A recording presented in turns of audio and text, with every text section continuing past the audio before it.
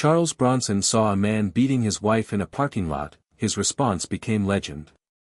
The rain was coming down hard on the asphalt of Mel's Diner parking lot. It was 2 a.m. on a Thursday night in October 1974, and Charles Bronson was bone-tired. He'd just wrapped a 16-hour day shooting Breakheart Pass, and all he wanted was coffee and a piece of pie before the long drive home to Malibu. Charles pushed through the glass doors of the diner, the bell chiming his arrival. The place was nearly empty, just a trucker at the counter, a waitress refilling salt shakers, and an elderly couple sharing coffee in a back booth. The kind of quiet sanctuary that only exists at 2 a.m. He was sliding into his usual corner booth when he heard it. A sound that made his blood go cold. A woman's scream, muffled but unmistakable, coming from outside. Charles looked around the diner. The trucker was focused on his eggs. The waitress was humming to herself. The elderly couple hadn't heard anything over their quiet conversation. But Charles had grown up in coal mining country, where you learned to pay attention to sounds that meant trouble. He walked to the window and peered out through the rain-streaked glass. In the far corner of the parking lot, next to a beat-up Chevy Nova, a man was hitting a woman. Not slapping. Not shoving. Hitting. With his fists. The woman was on the ground, trying to shield her face with her arms. The man was standing over her, screaming words Charles couldn't make out through the glass and rain.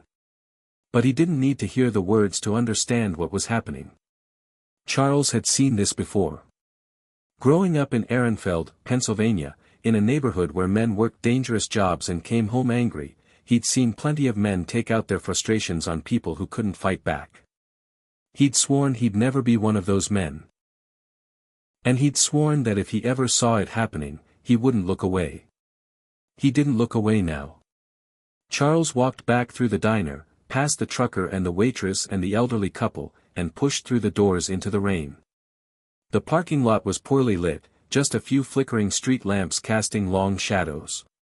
Charles could hear them now, the man's voice, thick with alcohol and rage, and the woman's desperate pleas. "Please, Danny, I'm sorry. I won't do it again. Please stop. You embarrassed me in there," the man shouted back. "In front of my friends. You think you can make me look stupid? I didn't mean to." The sound of another blow cut off her words. Charles started walking toward them. His footsteps were quiet on the wet asphalt, but something about his approach made the man look up. Danny was maybe 30, average height, with the kind of build that came from construction work. His wife was younger, maybe 25, small and blonde with a split lip and the beginning of a black eye. "Hey!" Danny called out. "This is none of your business, pal. Keep walking." Charles stopped about 10 feet away from them. He didn't say anything at first. Just looked at the woman on the ground, then at the man standing over her with his fists clenched. "You done?" Charles asked quietly.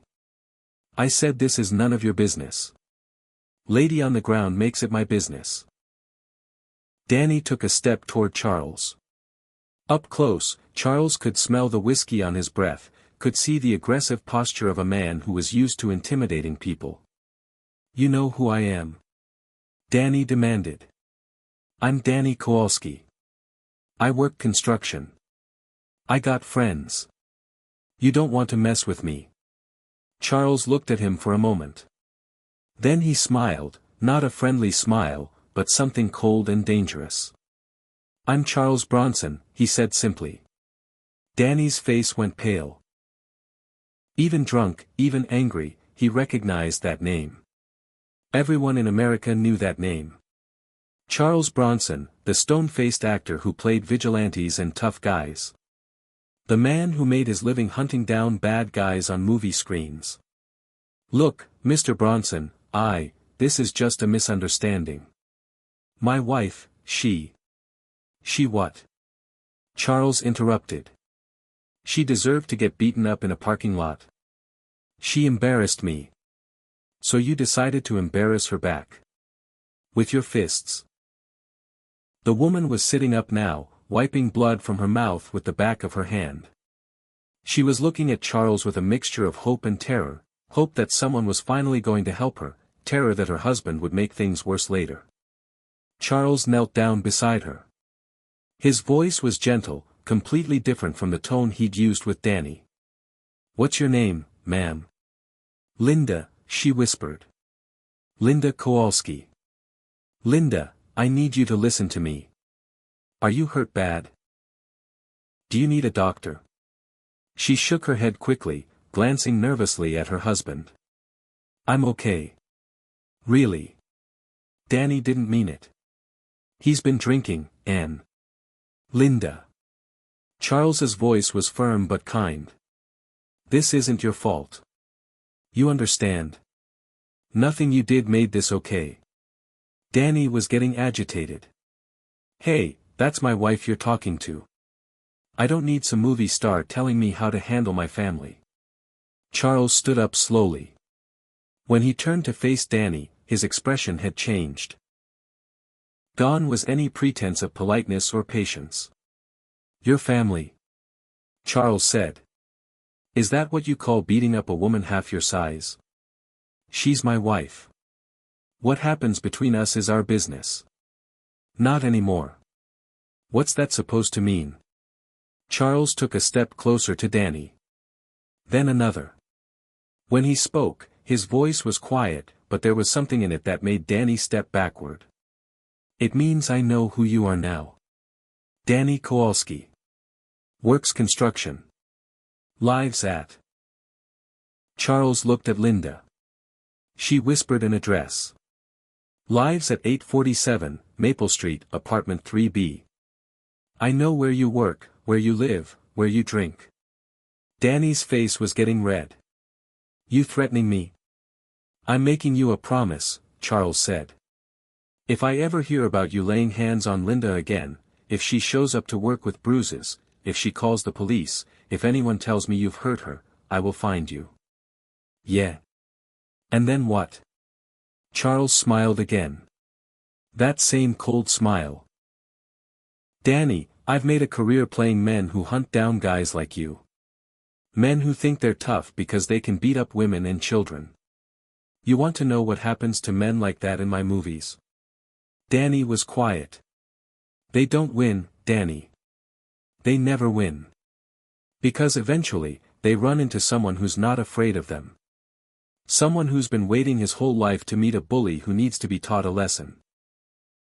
The rain was still falling, running down Charles's face, but he didn't seem to notice. His eyes were locked on Danny. "I grew up around men like you," Charles continued. "Men who came home from work angry and took it out on their families. You know what I learned about men like that?" Danny shook his head. "They're cowards. Every single one of them. They only pick on people who can't fight back. But put them in front of someone their own size, someone who's not afraid of them, and they fold like a house of cards." Danny tried to puff out his chest, tried to look tough. "I ain't afraid of you." "No. Then why are your hands shaking?" Danny looked down at his hands. They were, in fact, trembling. "Here's what's going to happen," Charles said. "You're going to get in your car and drive away. Linda's coming with me.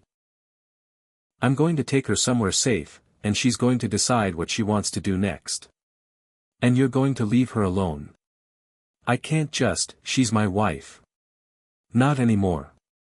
From now on, Linda makes her own decisions." Danny looked at his wife, then back at Charles. The fight was going out of him, replaced by something that looked like panic. "But I love her," Danny said, and for the first time, he sounded like a scared child instead of an angry drunk. Charles's expression softened slightly.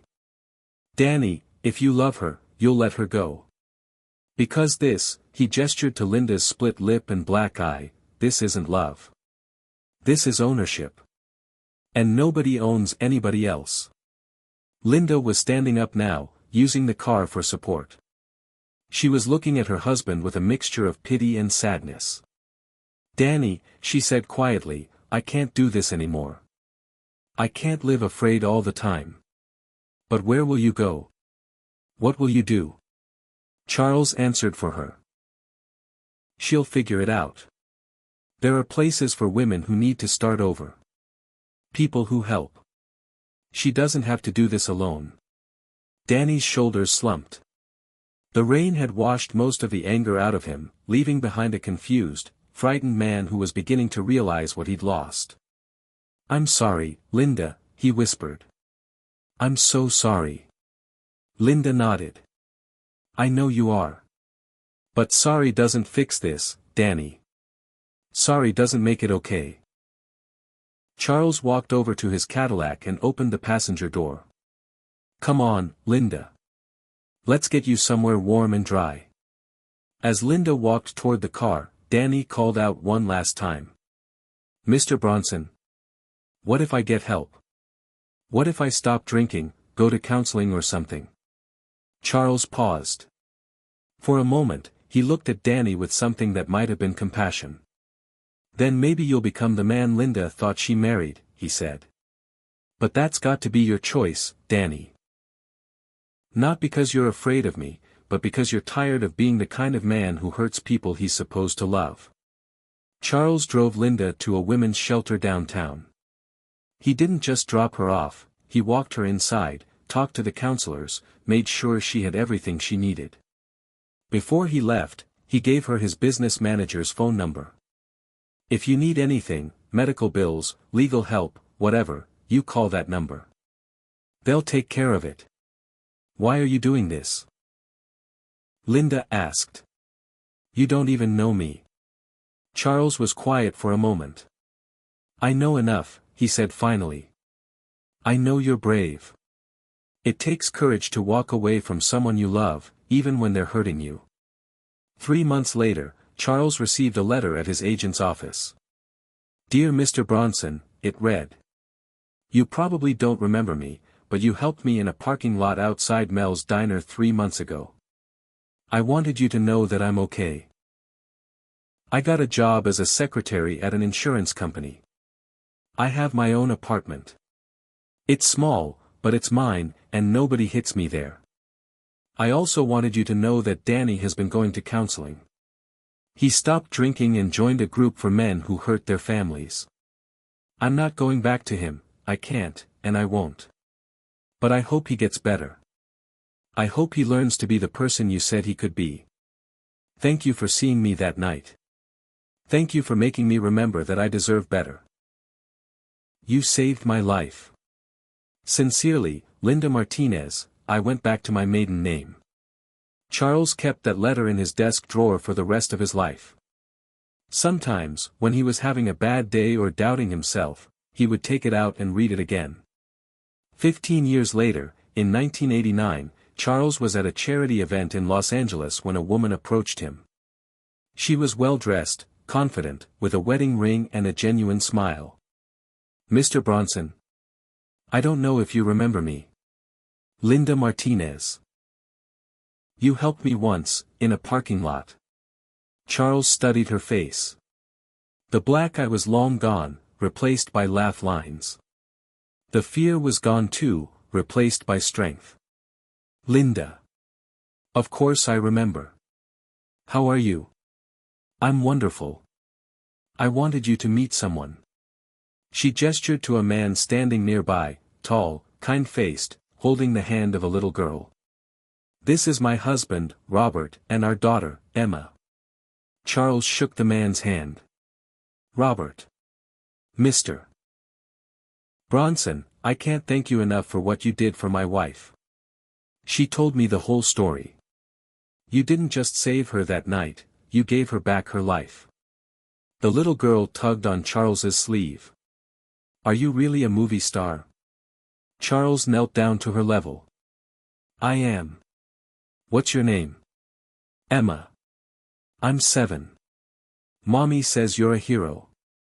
Charles glanced up at Linda, who was smiling through tears. Your mommy's the real hero, Emma. She's the bravest person I know. As they talked, Linda told Charles what had happened to Danny. True to his word, he'd gotten help. Stopped drinking, went to therapy, joined a group for men who'd been violent with their families. He'd remarried too, a woman who worked as a counselor for domestic abuse victims. He sends me a card every year on the anniversary of that night, Linda said. Just to say he's still sober, still working on himself. I think he genuinely changed, Mr. Bronson. But I could never go back. Some bridges can't be rebuilt. You don't owe him anything, Charles said. You made the right choice. I know. And I know I made it because of you. Because you showed me that night that I mattered. That someone thought I was worth fighting for. Charles Bronson died in 2003. At his memorial service, there was an unexpected guest, a woman with graying hair and kind eyes, accompanied by a teenage girl. Linda Martinez had flown in from Denver, where she worked as a victim's advocate, helping women escape abusive relationships. Her daughter Emma was now 17, college-bound, with plans to become a social worker. Why did you come? A reporter asked Linda outside the church. Because Charles Bronson taught me something that changed my life, she said simply. He taught me that real strength isn't about how hard you can hit. It's about being willing to step out into the rain for someone you don't even know. She paused, watching as Charles's casket was loaded into the hearse. People think of him as this tough guy, this stone-faced vigilante. But the Charles Bronson I knew was gentle. He was kind. He knelt down in a parking lot and told a beaten woman that she mattered. That's not tough, that's tender. And sometimes tender is the strongest thing you can be. That night, Linda Martinez returned to her hotel room and wrote a letter to the Charles Bronson estate. In it, she told the story of that rainy night in 1974, and how one man's courage had rippled out to change dozens of lives. Because Linda didn't just survive, she thrived. She helped other women escape abuse. She raised a daughter who grew up to help others. She created a foundation that provided safe housing for domestic violence victims. And sometimes, late at night when she was counseling a frightened woman who didn't think she was worth saving, Linda would think back to that parking lot, to a famous actor who stopped his car and stepped into the rain because he couldn't stand to see someone getting hurt. You matter, she would tell these women, using the same words Charles Bronson had used with her. You're worth fighting for. That's the real Charles Bronson legacy. Not Death Wish or the Magnificent Seven, but a scared woman who learned she was worth saving, and who spent the rest of her life teaching other women the same lesson. Because sometimes the most important role an actor plays isn't on a movie screen. Sometimes it's in a parking lot at 2 a.m., in the rain, showing someone that they matter. That's what real toughness looks like. Not the ability to hurt people, but the courage to help them. Not the stone face, but the tender heart. Not the gun in the hand, but the hand extended to help someone up. Charles Bronson understood that. And on a rainy night in 1974, he proved it.